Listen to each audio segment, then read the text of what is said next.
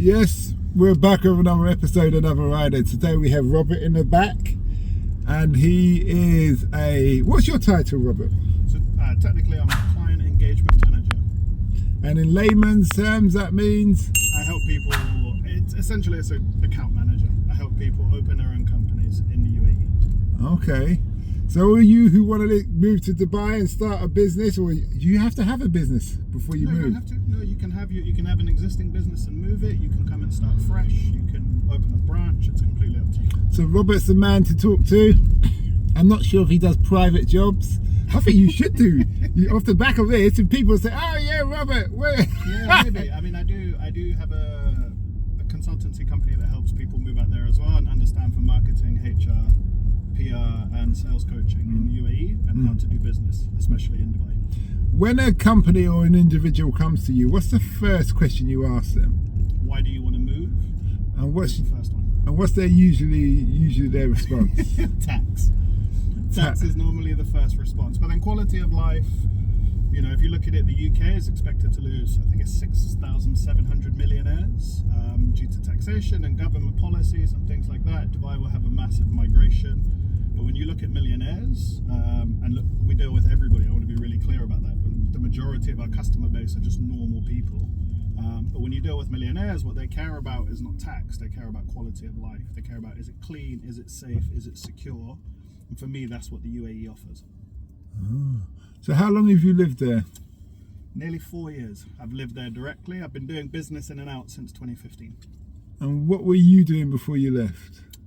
So before I went there, I was working for Monopoly, the board game. Really? Yeah. Okay. Yeah, I spent 10 years for Monopoly. I actually opened the office there for Monopoly. That's how I got to know about what the process was, and you have intermediaries there who, some of them are really good. Most of them are not very good at what they do. They sort of try and take you for extra cash. They take a lot of time. So I went out there and I began working for one of the free zones, the largest free zone, IFZA IFSA. And that's who I work for now. And then for me, it's just about helping people understand what's the process, and they can ask any questions, even if they don't join with our free zone and go to somebody else. I'm just happy to answer questions on what it's like to try and move from here to there and the things you have to look out for. Okay, that sounds very interesting. Have you found the number of people moving have become more over the years? Huge. Really? Huge. Massive growth. Do you focus on mainly people from England, UK, or? Yeah, so we're the largest free zone in the UAE, so we issue more licenses than anybody else and more visas than anybody else. My specific focus is UK and Irish markets, and I'm seeing massive growth, more and more people. I mean, in terms of Dubai itself, Dubai needs 20,000 new apartments per month to keep up with demand. So there's a mass migration in general. But from the UK, we're seeing massive growth. I mean, it's our second largest market in terms of into Dubai within our company. It's the second largest market. While I can't share the exact figures, I can share the percentages are triple. Mm-hmm. So are the flats like London, where they're very small, very dingy, or are they big, luxurious? Look, like anywhere in life, right? You can find what you're looking for and you can find things within your budget. Not everybody drives a Lamborghini and lives in a penthouse. There are just lots of normal people. I'm a normal guy. I grew up in northwest London. Again, just pretty average education, and now I live a pretty decent life, and now I have a nice apartment, a nice car, but I pay considerably less than I would pay here, all in all. Okay. So what do you think about the UK government gonna capital gains tax for people who are trying to run away? Because, God, you answer that, so I've got a theory. I think, put it this way, right? So I'm Irish. I was born in Dublin. I'm a very proud Irishman. It doesn't sound like it, I know, but I was raised in London, so I'm a proud Londoner as well. I love this city especially, but I think the previous government for 11 years ran it into the ground, and I don't think this Labour government is going to do any better. I think sadly there's too many people who miss out on the fact that it's not parties versus parties, it's rich versus everybody else, and we're not getting a fair deal. So for me, I think things like capital gains tax, they're all designed for specific people to benefit while everyone else suffers. That's my personal opinion, nothing to do with my job. So I'm just sad to see how many people are divided by things where they should be thinking together rather than just about themselves personally. I think capital gains tax, I think corporation tax, income tax in general, you look around and you look at the quality of the society here, are people getting what they're paying for? I don't think so at all. And Dubai doesn't have any of that tax? So Dubai now has corporation tax. So it's 9%. It's a flat 9% for corporate tax if you earn over a certain amount per year. What's that amount? So it's 375,000 dirham, which is around 75,000 pound in profit. So if you're under 75 grand in profit, once you remove your expenses, you pay 0 corporation tax. There's 0% income tax, 0 capital gains tax. You know, look, Dubai definitely has small taxations in terms of things like fees and government fees. You know, it's not completely tax-free in the way it's positioned, but they don't use the word tax, right? You have fees instead. But for the majority, you keep your money and you still see a very strong social infrastructure, government infrastructure. It's expanding the road networks and the metro networks, which it needs to because it's so busy at the moment. But yeah, you look around and everything's clean, everything's safe and secure. And for me, that's such a big help in terms of life. And, you know, I grew up extremely left-wing, I suppose. In Dubai, politics doesn't exist, right? It's a ruling family. It's nice to not talk about politics every day. It's nice when you have a government that thinks in 20-year blocks because they're not competing every 4 years. And I think it's unique to Dubai because they know, or the UAE rather, because they know they have such an expat community. Whereas other countries, perhaps with the same kind of leadership models, they have a lot of locals, so they only focus on their locals. The UAE is very conscious of their foreign expats coming in from lots of different countries. I mean, there's 200 nationalities in the UAE alone.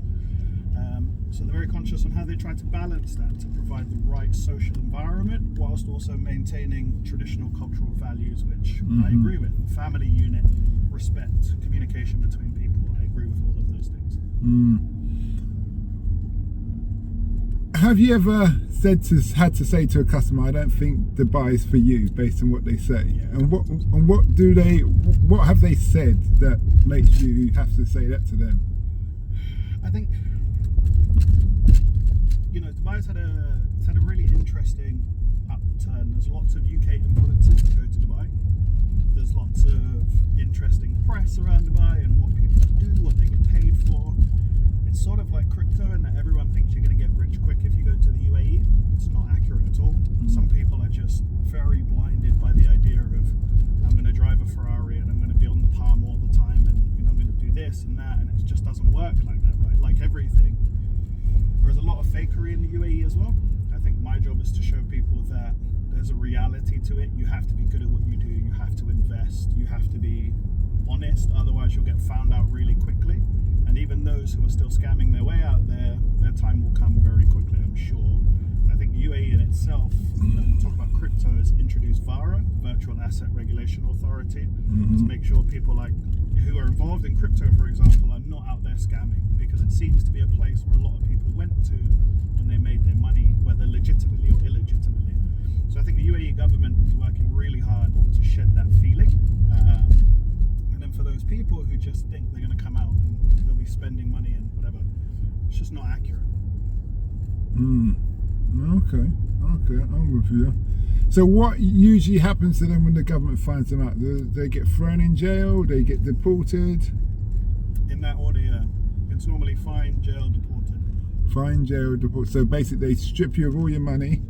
You go before the kings, you'll be in trouble. I wouldn't want to go before the king. I'm sorry, Your Highness. No, you've got the sheikhs. You have due processes. Oh, it's a sheikh, not a king, isn't so it? You have sheikhs, yeah. So there are 7 different emirates in the UAE. Each emirate has its own ruler. So you've got Abu Dhabi, Dubai, Sharm, Queen, Sharjah, Ras Al Khaimah, Fujairah, Al Ain.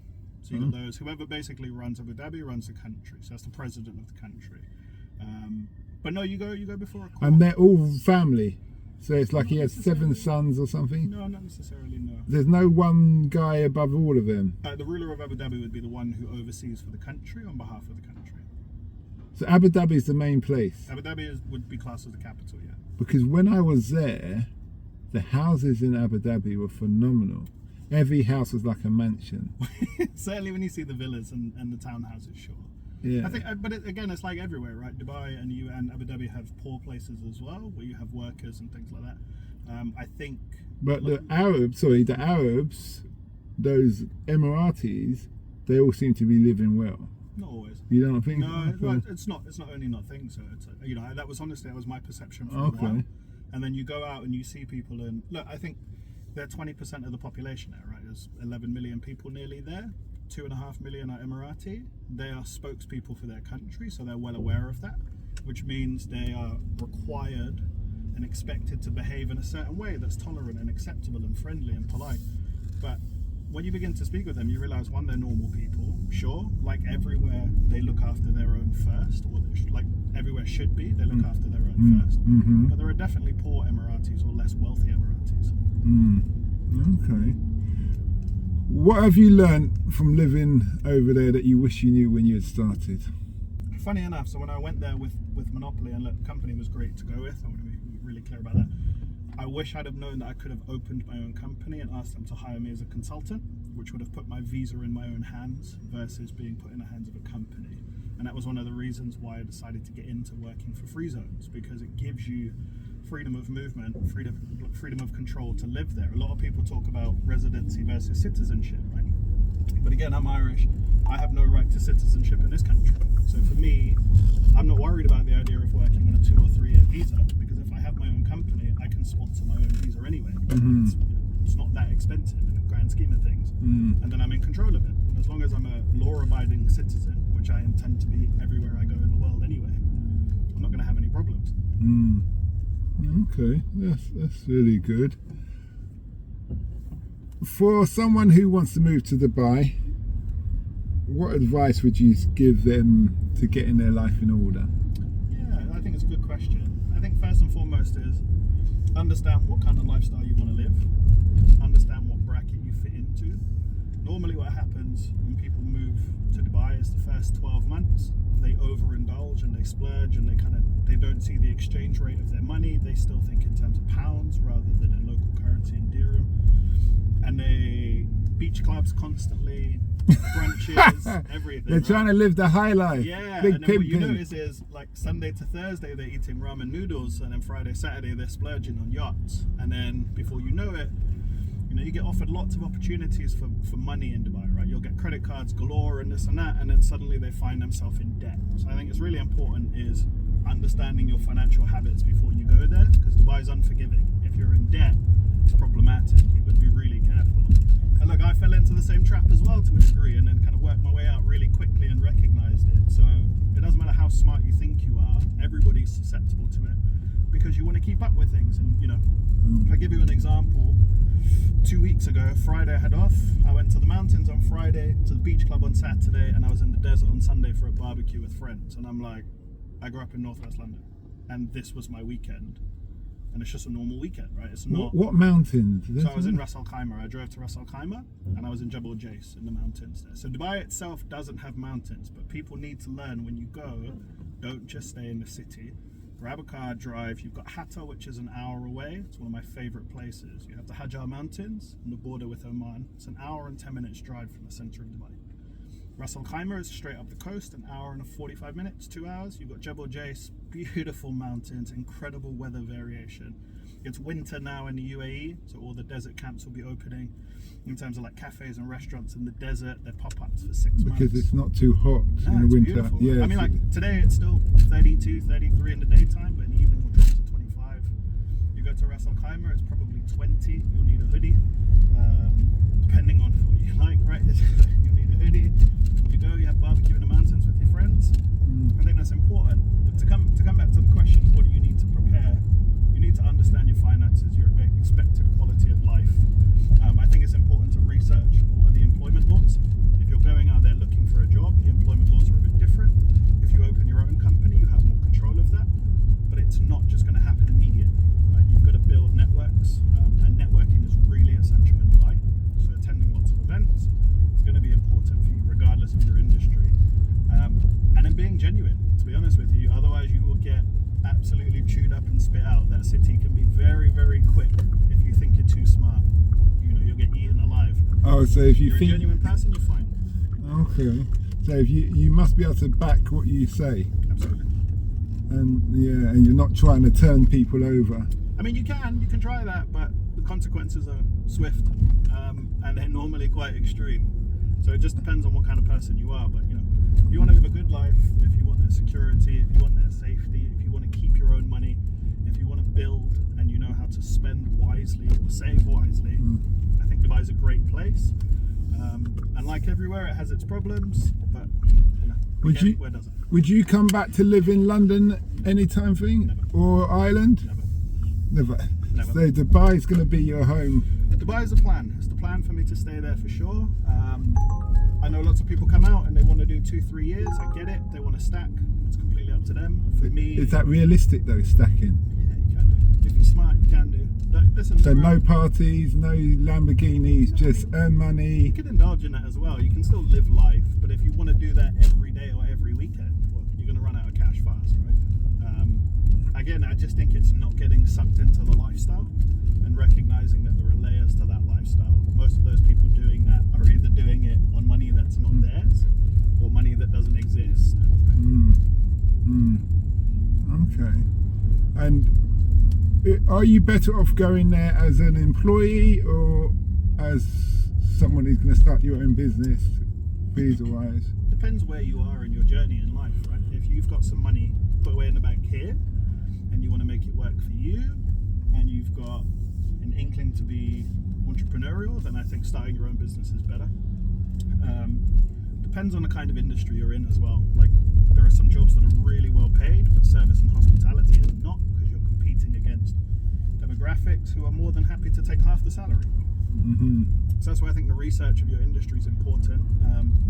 I think employment's good for a year or two, but again, if you have the means to start your own company or you have the ideas and some resource and the determination to do it, then I'd always advise to start your own company. I mean, look, we have people here who have global businesses, and what we say to them is you open your business in Dubai and you invoice all of your UK clients in the UK, so you're still paying your fair share of tax, but what's to say you don't have somebody or a branch set up in Dubai to be able to kind of for your international community? I mean, people, there's access to 2.4 billion consumers once you're based in Dubai.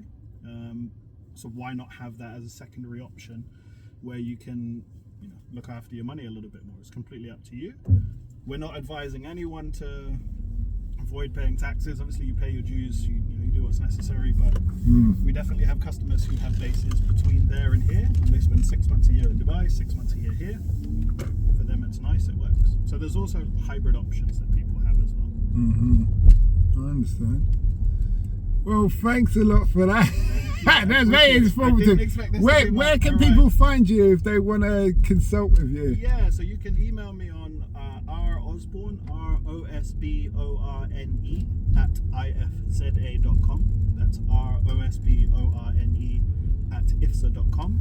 Or you can find me on LinkedIn. I'm under Robert James Osborne. Feel free to ask any questions. Again, I'm happy to just answer as much as I can.